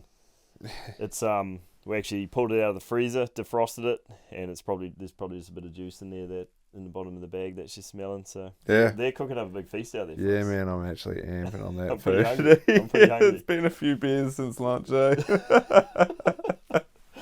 So I was talking about GT trips North Queensland with the boys, which I'm pretty pumped about. That'll be I'll be filming that for my fishing channel. Last year I did a big trip with them and filmed 2 or 3 episodes. I can't remember how many, but it worked out really well. It was a cool little series that we all sort of were filming for our channels and had a great time. So I'll be doing that again. And then also in Australia, of course, I'm going to be looking for snakes and stuff. I'm going to be looking for all the creatures that I like to look for. How can you not, eh? Oh, dude, I'll be in my element. So the plan is, I'll spend some time with Catherine's family before the wedding, and just enjoy the Australia life, man. It's pretty cool for a change of scenery. Yeah, man. And we're not in the city. We're in an area near the Barossa Valley, if you know where that is. So there's it's semi-rural. It's pretty cool, quite a cool area. So it's going to be nice to just get back in there and just enjoy that part of the world for a change. Yeah. I'll have my computer. I'll be editing hardcore over there, so it'll be sort of business as usual for me, I suppose, but in just a new view out the window. Yeah. Out the front door. Yep. In some hot temperatures. Yeah. But some air conditioning. Yeah, so that's kind of going to be happening. Oh, I've got a merch. I should tell them about the merch drop. Got merch. So Hell yeah. over all the years, you guys have been asking about merch. J Wild's merch. I've had, I don't know how many messages, comments, stuff like that I've had about merch, but it's like bazillions. So finally doing it. We're finally doing a merch drop. I've been working through a whole lot of designs, whole lot of items, like clothing items and stuff. And I'm going to start off with just a J Wild's range, which is just the new logo and the OG logo, and just keep it like real, just themed J Wilds. Like, this is one way you guys can support me and what I'm doing, me and my little family.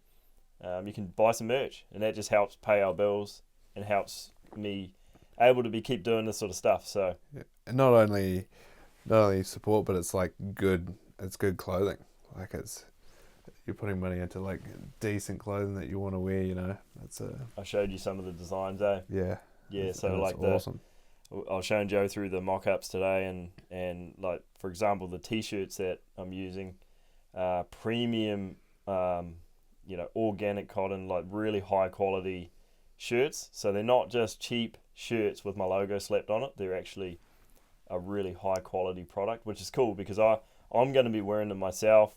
Like Joe, I'll send some Joe's way, and like you're going to use it as a rag of some sort. I knew you were going to say something like that. I won't send any Joe's way. Yeah. But anyway, like the good quality, it's going to be good quality stuff because I want to be ultimately wearing it myself, and I don't like wearing like crappy stuff. So yeah, I sort of like the price to make it's a little bit more. Yeah. But that's fine. Yeah. Like, I'd 100%. rather have a better quality shirt than a cheap, crappy shirt. So anyway, 100%. cool shirts. Making a pile of hats. 3 different colours to start is what I'm going for. even custom designing some fishing shirts, which will be very, very cool. Yeah. So I haven't got the first prototype in my hands yet, but they're going to be cool when they launch. They're going to be super practical for like the fishing, or not just fishing, I suppose, like anything, man. Like you jump on your jet ski and you'd be wearing one, you know? Yeah, totally. Quick drying, UV protectant, so UPF 50, so good sun protection, that sort of stuff. Got a hood on them. They're going to be cool. Cool item for summer. So there's those. What else? Singlets. Yeah, there's quite a bit of stuff coming out. So that's exciting, man. Yeah. New website being built. Well, it's basically built. I've just got to tweak a few things. I've got to upload a few more videos. So I'm working with a mate of mine down in Auckland, creating this epic website where you guys are going to be able to keep in touch with what we're doing. Everything's going to be on the website. So all our YouTube videos, podcasts. We're going to have the store on the website. So if you want to support us, you can jump on there and purchase your merch straight through the store, which will be easy and cool. And it's going to centralize everything. So for example, my Instagram, in my bio, I'll literally have my website, and I'll be directing people to go over to the website to just check out stuff, cool stuff. It's all going to be centralized. That's the plan. It's the start of some really cool gear, you know. Yeah. So big things in the pipeline, That's going on. I'm working with Huntic, which I think I may have talked about this prior, but I'll briefly skim over it now. I've been working with Huntic for quite a while now, and I'm designing with them a particular range that we're calling the Expedition range, and it's basically going to be a 10 item range in total. 5 of these items I have designed completely from scratch, so exactly what I want in a garment we're building. So it's like there's no limitations.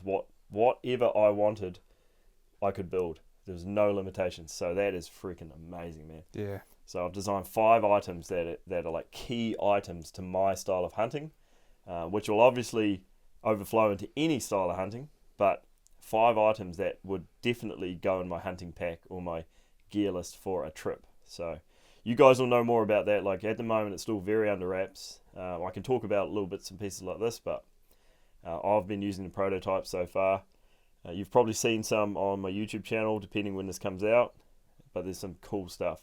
And I'm very excited to be able to have the opportunity to do something like this, man. That's wild. Yeah, man.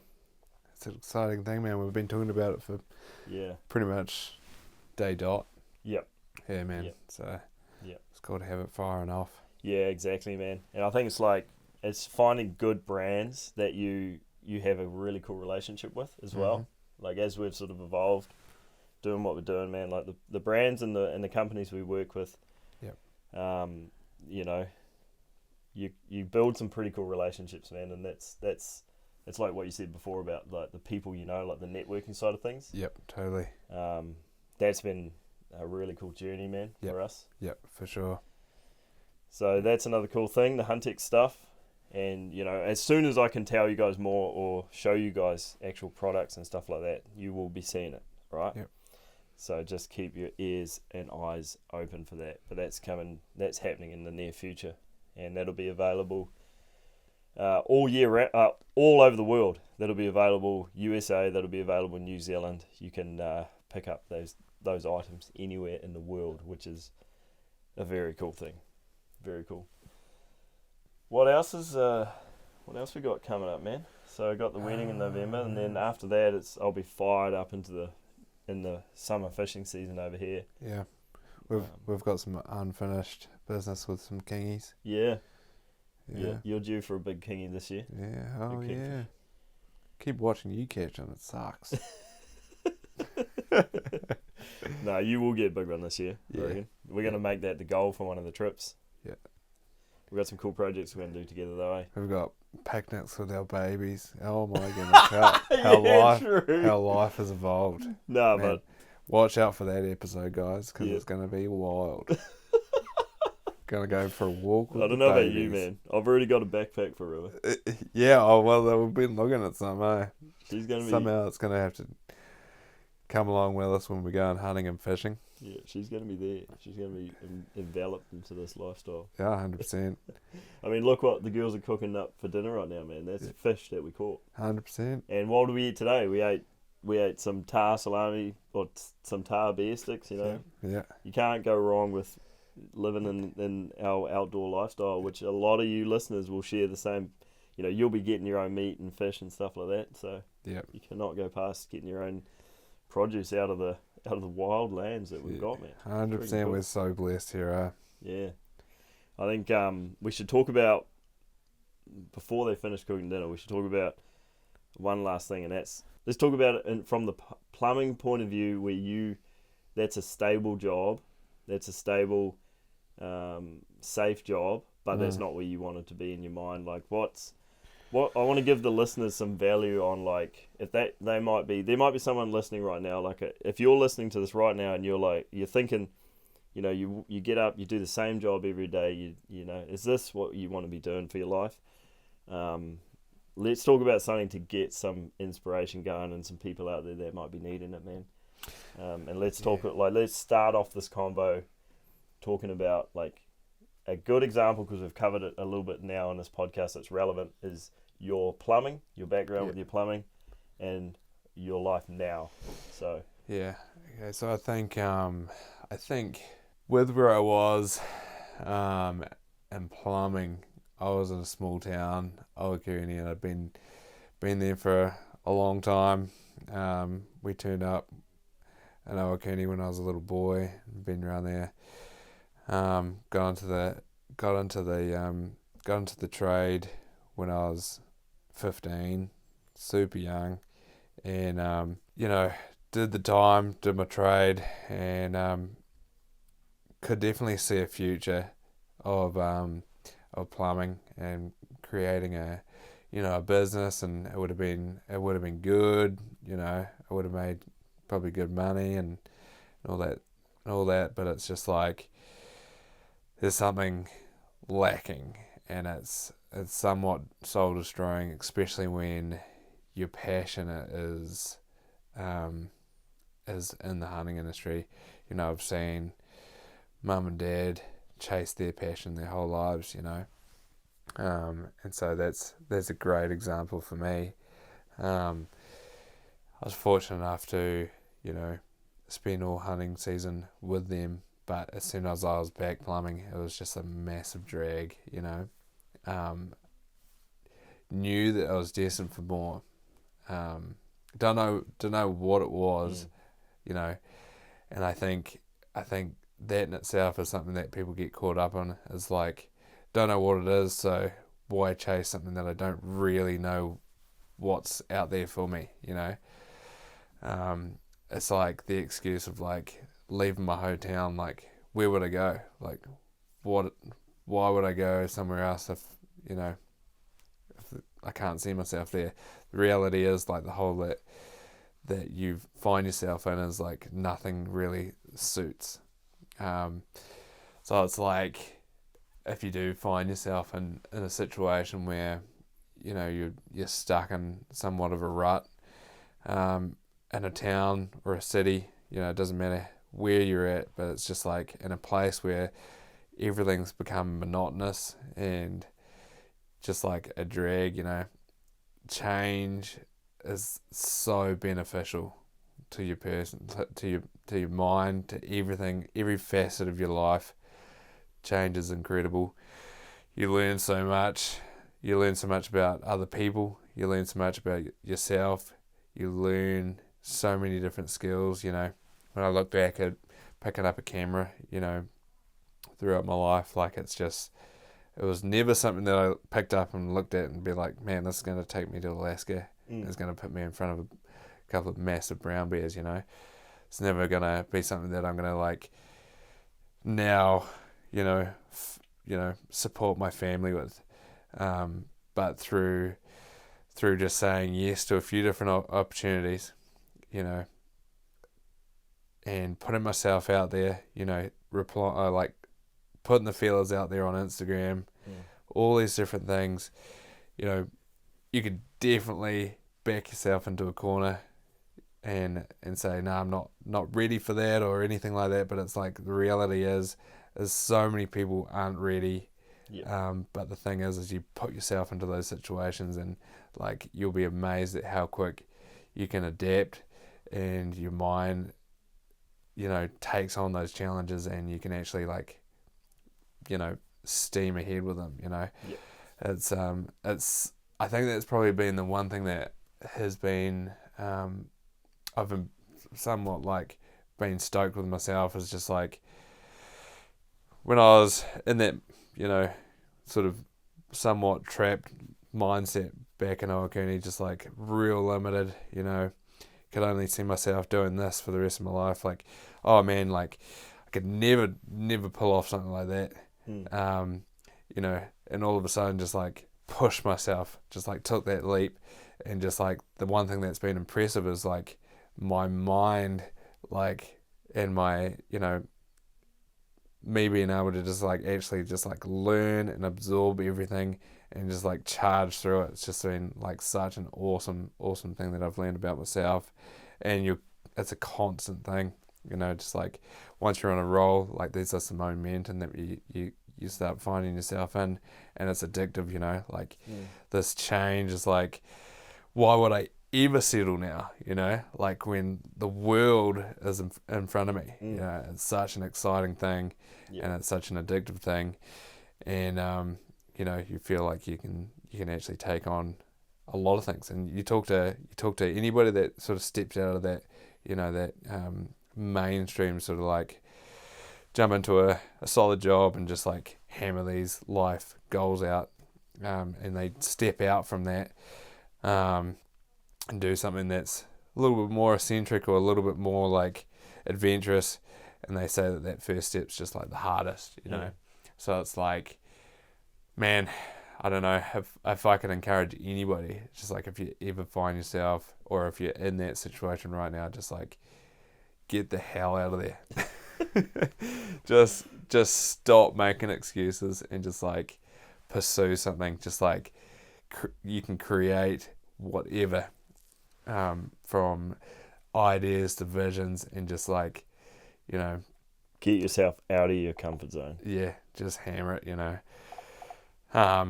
because one thing leads to another. You start networking, you start like meeting people, start having conversations. You're in on these projects and visions, and people that share that same mindset that you do, that you felt like you're an absolute like stranger to other people. Like you start finding yourself in the group with people that are encouraging in that mindset. And some of these people aren't even on that path themselves. They see you doing it, and they're super encouraging, and they know what you're capable of. That's one thing that's I think another note is just like people aren't quite aware of the capabilities of their actual potential, Yeah, fully. Yeah, Massive one, man. Yeah, it's Well, the thing is, you can be, if you're working a job, and you might be amazing at that job, but you don't enjoy the job, you're only going to be at a certain level. But if you're working at your passion, can you imagine how excited you are to wake up every morning? Can you imagine how good you are going to get because you're so focused on your passion rather than just being there because you have to be there, Yep. The easy thing and the secure thing is to get into a normal job, and like there's nothing wrong with any job out there.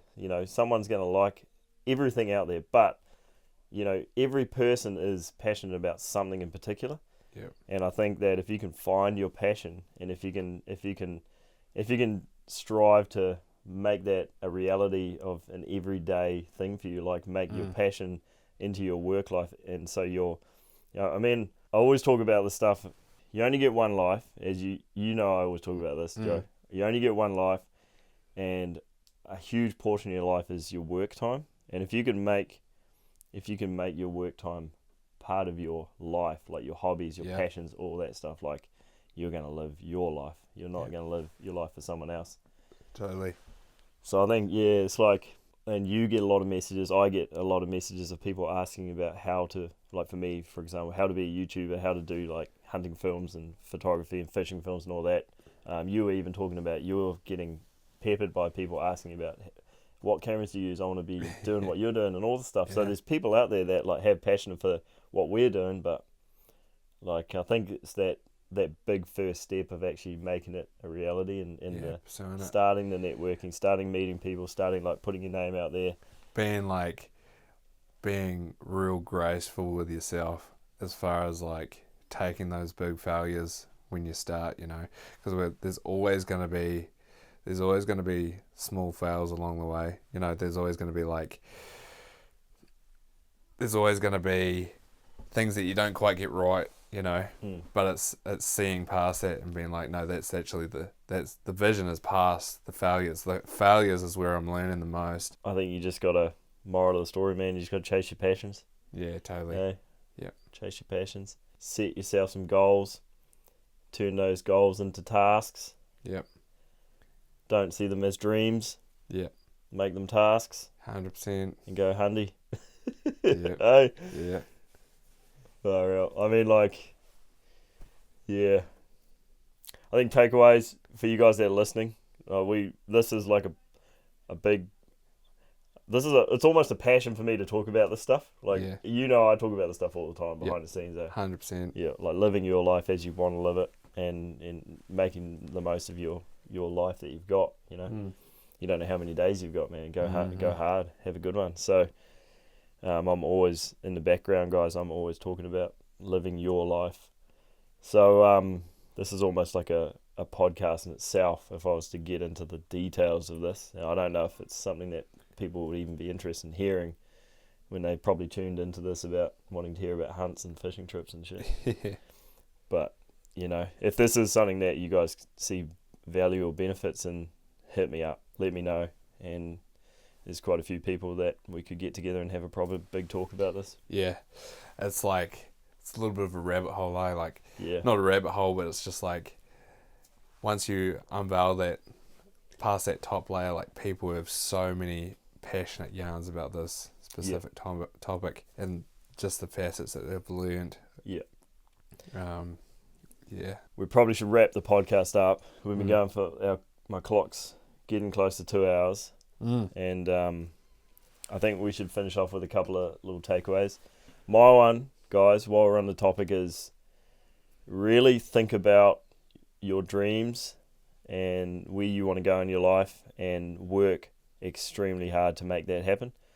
That could be, you could be happy with the job you got, but you might just want to be better at it, work your way up the ladder or something. It could be something as simple as that. But then again, you might be someone who wants to be traveling the world behind a camera, filming hunts or whatever. It's possible to do that. I mean, you look at Joe sitting right here. You look at myself. We're literally doing that when 5-10 years ago we would have dreamed of doing something like that. 100%. And we did dream about it, man. We dreamed about it, and we freaking went hard on that dream. Yep. So it is possible to do and chase these dreams and turn them into realities. Definitely, guys, always keep that in mind. Second takeaway for you guys that I've got to say is keep enjoying my content. Hopefully you are. There's many more to come. I've been slaving away on the computer. Yep. I've actually been really enjoying these last couple of edits, man. They've been going really good. Got a sneak peek on one. It's looking epic. So there's some laughs in it too, man. The episodes in front. Yeah, dude. It's ridiculous. These episodes that are about to come out, they're gonna be real good, man. Yeah. So hopefully, well, I know you guys are gonna like it. I mean, I've got a good group of people around me that enjoy my content, and if you listen to this, you'll be one of them. So I know you'll enjoy the stuff that I'm working on. There's some cool stuff coming up. Keep an eye out for the website launch and obviously the merch and stuff like that. If you want to get yourself some J Wilds merch, it's going to be available at some point in the near future, and that's going to be huge support for us, for Catherine, River and myself, and greatly appreciated as always. You got anything you want to add, Joe? Finish off? Nah, not really. Yeah, I think Yeah. we need to It's- do a hunt. Yeah, 100%. Yeah, I think yeah, there's so much you could add. Yeah, Yeah, there's so many things that you could say, but honestly, make that first change and you'll be so stoked with yourself that you did. And whatever aspect, you don't even have to leave town. You just got to change job or just do something different. yeah. It could be even like get up in the morning and go for a walk before you do anything else. 100%. Yeah, Just a lifestyle change for the better. Yeah. 100%. There's nothing wrong with plumbing. I do love running the tools, but sometimes I dislike it quite a lot. We're definitely not bagging on plumbing as general. It's just your situation. And your situation being, while you were there, you were dreaming of being here. Yeah, exactly. That's where we're getting at when we say plumbing. We're meaning literally just Joe. Yeah. Because I've actually got quite a few mates that are plumbers and they love it. Yeah, fully. Man. So it's you could definitely be passionate in that trade for sure. Yeah, it's definitely just not the trade. It's like you in general and your personal mindset. Yeah. Yeah, but I mean, what are we gonna do? We're gonna do a hunt next year or what? 100%, man. I've got time. Let's do it. Yeah. Yeah, next year's looking a lot different again. Yeah, it will be. Yeah, man. But I think we'll have time to go for a hunt, man. Yeah, man. 100%. It'd be cool to have you back on the channel. Yeah, man. It's been the longest that you've not been on the channel. Yeah, pretty crazy, eh? Yeah. Kingy and couple of critters going over the next season. Yeah, no, definitely. Yeah. Oh, guys, we're gonna wrap it up. I think Yeah. dinner's about there, but yeah, we'll definitely do more of this. Like next time I see Joe, no doubt we'll have that many more stories. So if you guys enjoyed this one, make sure that you let me know and share it around, share this podcast around. Always share my content around. It hugely helps me. So if you appreciate it, make sure you share it to someone else and yeah, just spread the love. So we will hear from Joe when he's back from. Dude, we should probably do a podcast in November, man. Probably could, man. Yeah, because we'll have some crazy stories. 100%. Both of us will have some crazy stories that Yeah. no one would have heard about. Yep. So Be yeah, fresh to guys, stay tuned for that. We're gonna do a carry on in a couple of months. hell yeah. It's been a good chat, bro. Cheers, man. So Thank you. catch you later, everyone. See you later. Cheers. So good, guys. So good to be able to catch up with Joe before he goes overseas again, man. And it's going to be another big one for him. So the next podcast is going to be pretty cool. If you want to follow along on Joe's adventures, you can find him on Instagram at joe.fluidity. So if you just search Joe Fluidity, you can even find him through my page if you want. Have a look for Joe Fluidity. Give him a follow. Stay in touch with his adventures. He posts a lot of stuff on there. So yeah, the best way to keep in touch with Joe is through Instagram. So go find him, man. Check out what he's getting up to in the meantime. If the podcasts continue to do well, I'm going to be bringing out more and more of them. So, and if you enjoyed this one, make sure you send it to someone else. Subscribe, share them around. Just spread the love, man. That's a wrap, guys. Thank you for listening, and we'll catch you guys on the next one. Cheers.